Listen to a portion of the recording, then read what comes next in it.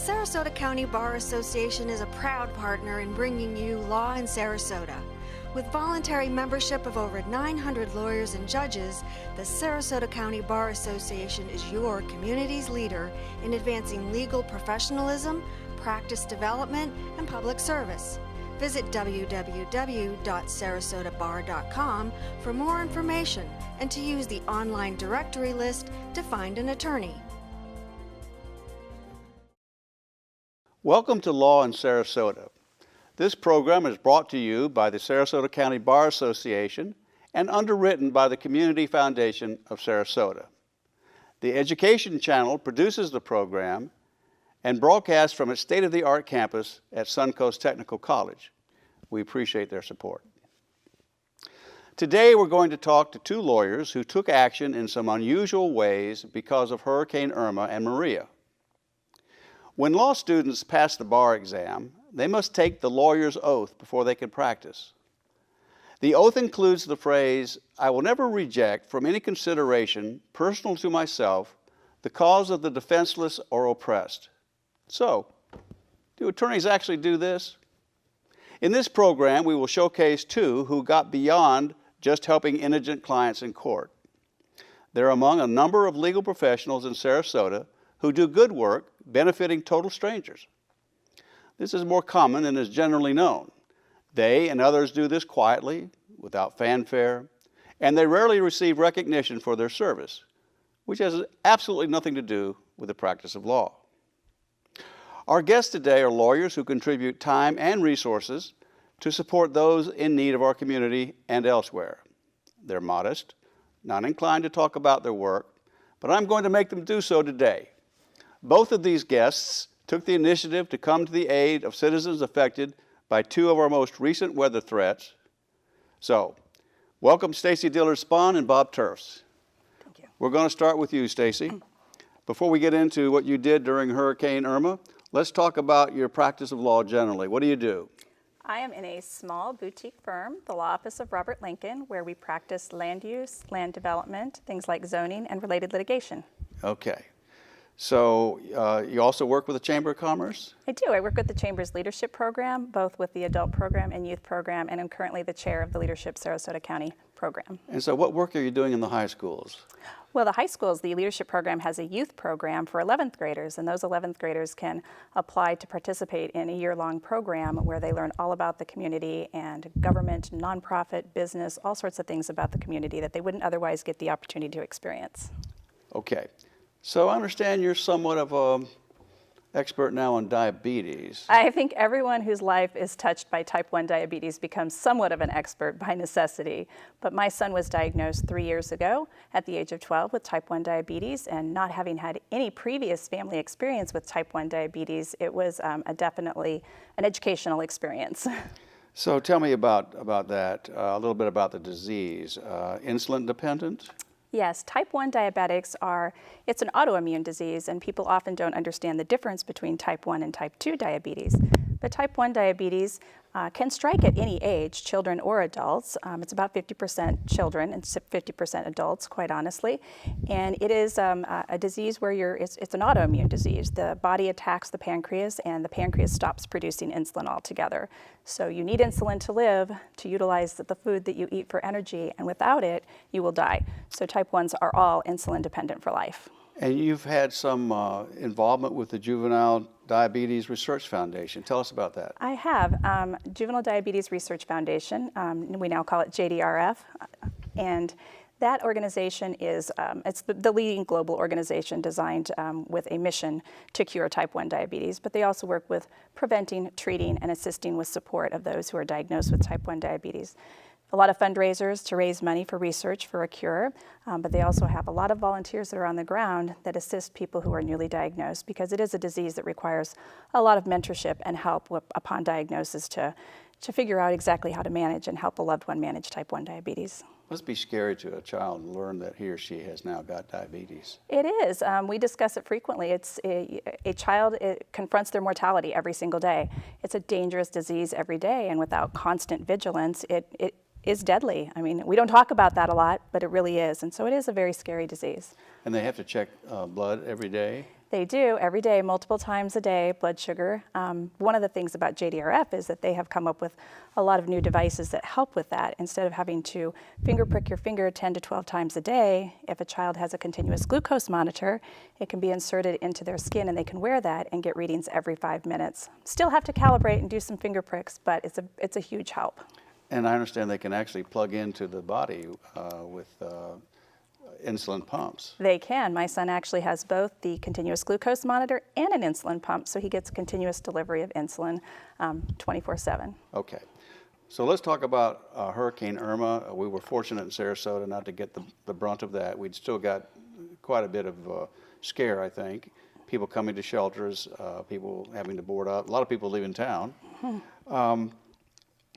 But we also had Hurricane Harvey before that. Tell us, I think that leads into how we got involved, you got involved with Hurricane Irma. So tell us about Harvey. We did. Unfortunately, for those affected by Harvey, there was a lot of turmoil with those who had medical needs and did not have access to medical supplies. Fortunately for us, we got the benefit of learning from their experience.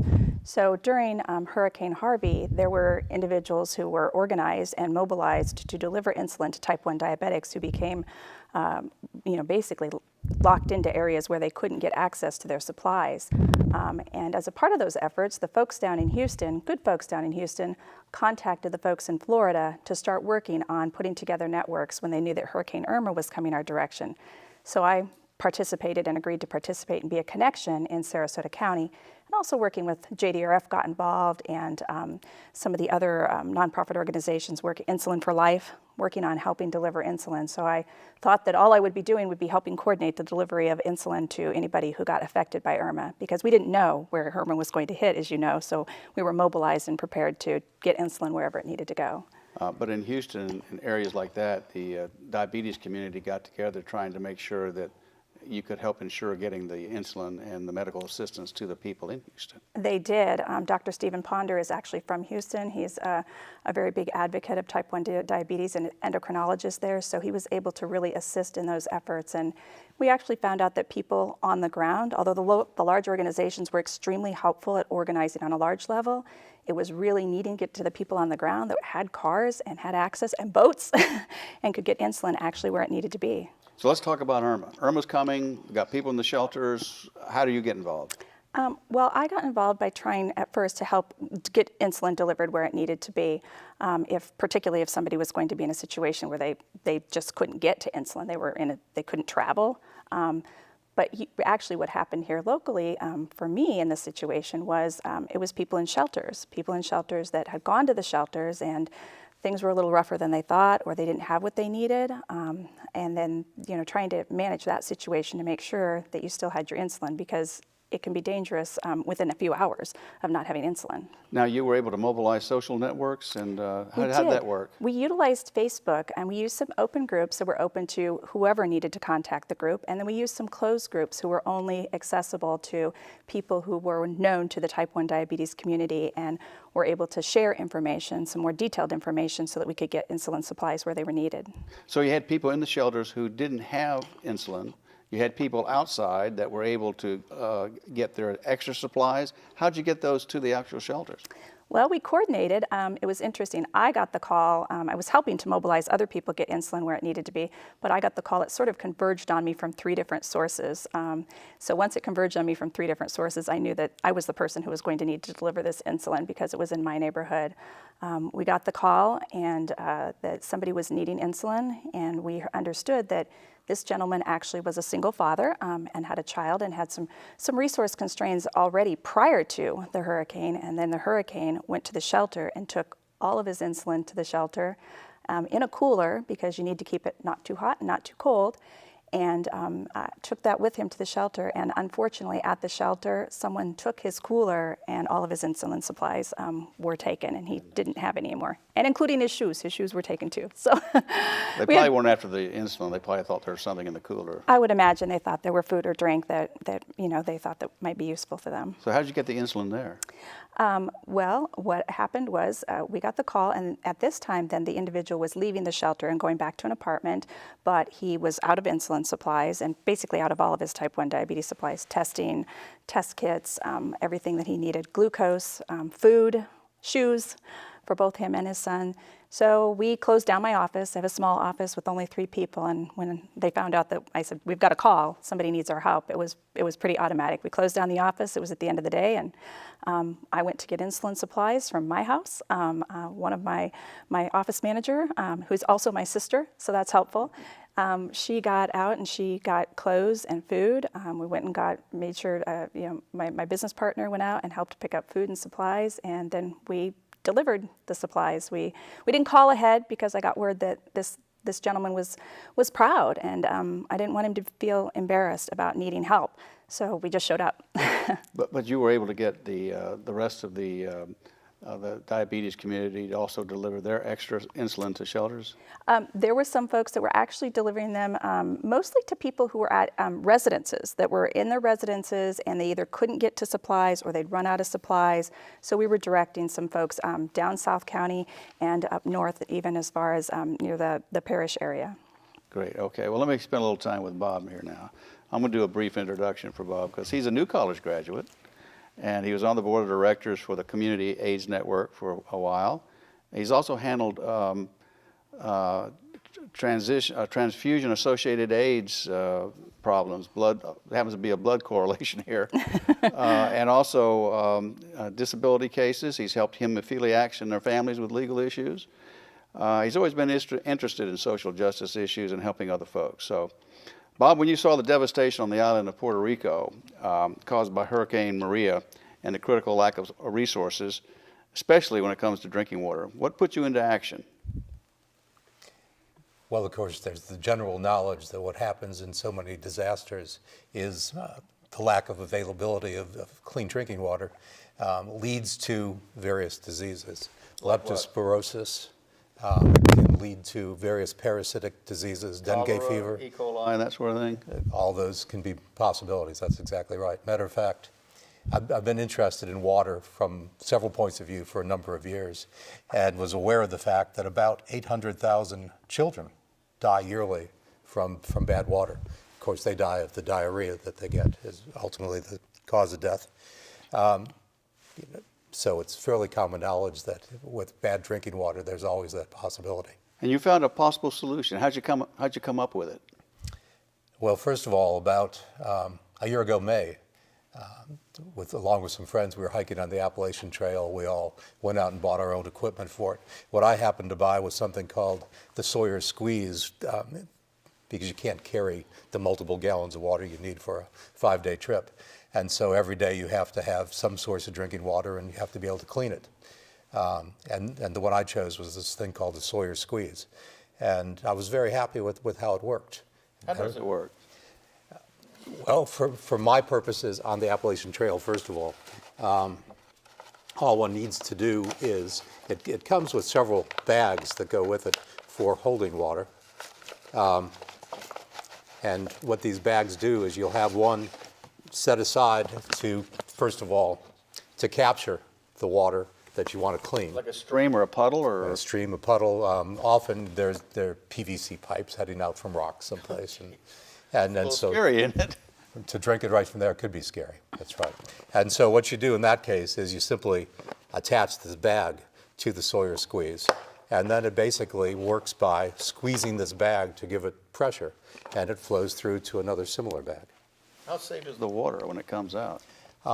It's extraordinarily safe. It gets rid of almost all bacteria, viruses, even things like petroleum and things which would have larger molecules would be filtered out. And then every now and then what you do with it is there's a syringe that comes with it, and you kind of reverse the process and you push water through it to clean out the filter. The filter actually, as I understand it, came from a product made for kidney dialysis, and this is the filter that's used in kidney dialysis, much or similar to a reverse osmosis situation, and you push it through this membrane, everything bad is captured and clean water comes out the other end. So how did that play into your decision to help the folks in Puerto Rico? Well, I called Sawyer Products, which is up in Safety Harbor, and to ask them what kind of products they had. And I'd called them at one point earlier, shortly after the Appalachian trip, because I was curious what they did in situations like that, and they told me a little bit of their involvement at times. So I knew that they were somewhat willing to help. I asked what product they might have other than the personal one that might be more useful, and they have another slightly different version of this that, and the difference is this: there would be a hose attached to the input, and that hose, it comes with a fitting that one can put into a bucket, like a white plastic bucket they're pretty much everywhere. So then what one would do is fill the white plastic bucket. It would gravity feed from this into whatever other bucket or receptacle. And so they told me about that. I was looking at what the prices were because I was concerned about how many we could buy. And initially I wasn't looking at it for anybody other than myself. I wanted to see how many I could buy. And they came down from about $40 retail to $13.42 or 43 cents per unit. And then the next worry, of course, is how do we distribute that? Yeah, how do you get it down to before we go there, how many gallons can this thing do? One of these, with the gravity feed and the white bucket type situation, can do up to 540 gallons of water a day. Goodness. And so I started just thinking, quick math, realizing probably not all of them will go where they're needed. If 40 or 50 or 60% of them get to where they're going, for 500 units is a significant amount of water, 250,000 gallons a day. Goodness. Okay, so again, so here you go. You talked to Sawyer Products. You've got a good price for that. Did you try to find other folks to try to donate? I did. I found several other charities, but I, of course, remembered Agape in Venice, Agape Flights. Agape Flights is a religious organization, and I think their mission is more supporting missionaries that they have in known places. They have a large presence in Haiti, a number of the other Caribbean islands. Right now, they have a large presence in northern Cuba, where they were also affected. They didn't have necessarily as large of a presence in Puerto Rico, but when I called them, they were starting flights down there, and the alternative to flights was they were also shipping containers out of Jacksonville. And they did have people that they have connections to, missionaries in Puerto Rico, that were helping distribute the products. Well, let's comment about how the Sarasota County Bar, how you got in touch with the bar and how you got that ball rolling. After I ordered the initial 100 that I first purchased, I called Holly at the Sarasota County Bar. She's the director, and asked if they would have any interest in helping me at least publicize that, to see if I could get any other lawyers in town involved. And she was quite excited about it. Instantly got to work on it. A few days later, had some approval from the hierarchy, the local bar, and who, by the way, have contributed $2,000 from the Bar Association itself directly to Agape Flights to help with the transportation, because of course the $342 price just buys the Sawyer. Okay, so now Agape Flights is actually located in Venice. Yes. From the airport, and they take off and they fly. They can get into Cuba, you said. They fly to Cuba. They fly to Haiti regularly, the Dominican Republic, a number of other Caribbean islands, and they also were doing the flights to Puerto Rico and places in the Bahamas.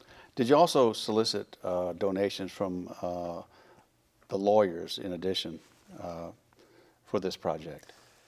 Well, initially I put the squeeze on a few people that I knew personally to see what the reception would be.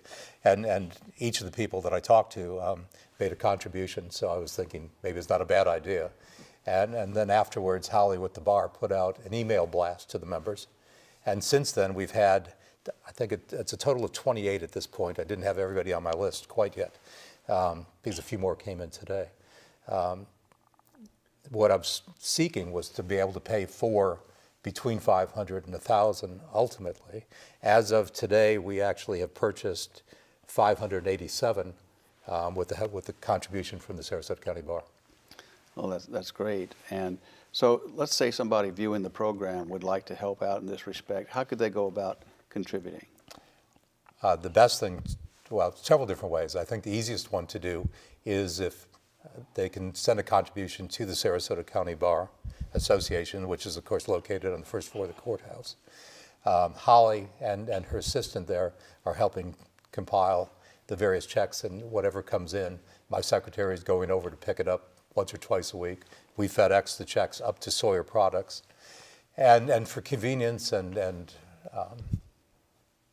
for a number of reasons, we just ask the checks be made out to Sawyer Products.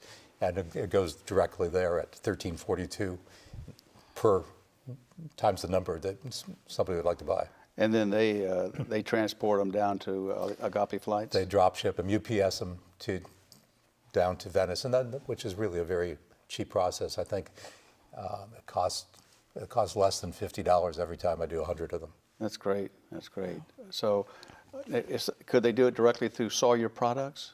They could send a donation directly to Sawyer Products as long as they're noting what the purpose of it is and that it's to be sent to Agape. Do they have a special place on their website, do you know, that would say they're going to use it for that, or just They don't. You just donate and make the check for that purpose? Now, it's a small company. Lara, and I don't recall her last name at the moment, who's the one who answers the phone. I think she must have some interest in the company. But when she's not answering the phone, I think she's actually back in the back room helping put these things together. Well, we're hoping that when it gets to the island, that it'll be distributed in an equitable way so that children and families can actually benefit. But one of those units you say is 500-something gallons a day. How about in the lifetime of the unit? They're supposedly good for about 100,000 gallons total. Now, I'm not sure the best way of keeping track of that 100,000 other than to estimate roughly how long you've been using it at 500 times whatever number of days. Hopefully they won't need them for nearly that long, of course. Well, it's just an irony here that I get the USA Today newspaper. On the weekend edition today, the headline is, Puerto Rico's unclean water raises fear of health crisis.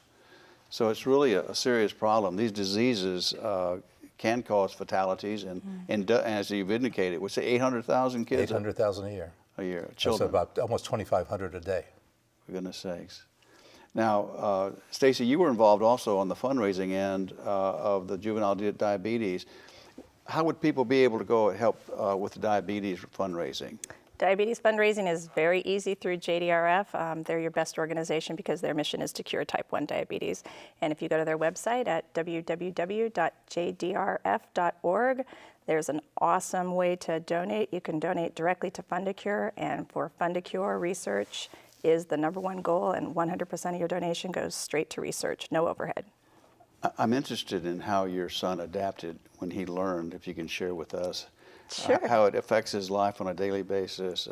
Sure. The diagnosis was rough. To imagine being a 12-year-old boy and you're being told that you've got to face this for the rest of your life.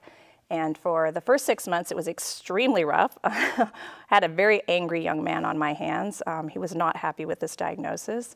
And really, JDRF helped a lot because we didn't know anybody with type 1 diabetes. And so we got involved with JDRF and we met other teens. And so he was able to just go to some events with other teens who, they weren't really talking about diabetes. They were just living their lives like normal teens. And I think that really helped him realize that this is okay. These support group for kids? It is. It's a support group. They participate in activities together. I think just being around other people who are having to figure out carbohydrates and calculate insulin and check their blood sugar made him feel normal, made him feel like that there was hope to live a normal life. So he kind of turned things around quickly after that. He became an advocate for type 1 diabetes. He became interested in helping. He raised a one walk team for the JDRF walk that's held each spring in April at Lakewood Ranch. And his band played for the one walk, so he got an opportunity to be on stage and be an advocate for JDRF. And then he went to Washington, D.C. as JDRF's delegate to Children's Congress to advocate for healthcare funding for research for type 1 diabetes. So an interesting time to be in Washington, D.C. on healthcare issues. Yes, it is. So if somebody watching the program has a child, who could they contact to get involved with this? Very easy. If you go to the website, jdrf.org, there's a Tampa Bay chapter, and we are part of the Tampa Bay chapter, and people shouldn't let that scare them away thinking it's not local. I'm right here on the ground. I'm a mentor for people who are newly diagnosed with type 1 diabetes, and so we have a program called T1D Connections, and they will pair you with someone who is familiar with the disease upon initial diagnosis, and I'll stick with you for as long as you need, and at least for the first year, we're paired together, and I can help you, at least from my perspective. I'm not an expert, but I can certainly help share what's going on in JDRF's world and what resources are available, and just some of my personal experience with support. So if you get a prospective mentee, what do you do with them? What sort of things do you discuss? Well, you talk about, first of all, there's a learning curve. I think upon diagnosis, you're just trying to figure it all out. You're trying to figure out how to help your kid manage this disease. So you go on automatic pilot on, we're just surviving. We're learning how to calculate insulin ratios, test blood sugar, calculate carbohydrates and everything that you eat. So there's some just general helpful knowledge. And then it's the mom tips, the mom tips of, okay, this is the real scoop. Here's the tips on at night. How can you help with testing blood sugar during the middle of the night? How do you survive sleep deprivation? Here's the support groups that are available, the different topics that they're going to talk about, and hey, I'll meet you. I'll meet you there at this group here or this group there, wherever you want to go to learn about the disease and how to manage it. So it really becomes your family. Those folks that with other kids with type 1 diabetes become your family. So what kind of foods do they have to stay away from or be careful about? Well, that's really interesting because the big joke is the only thing that you can't eat is poison and cookies with poison. Because the big myth is that type 1 diabetics can't eat certain foods. They actually can eat whatever they want.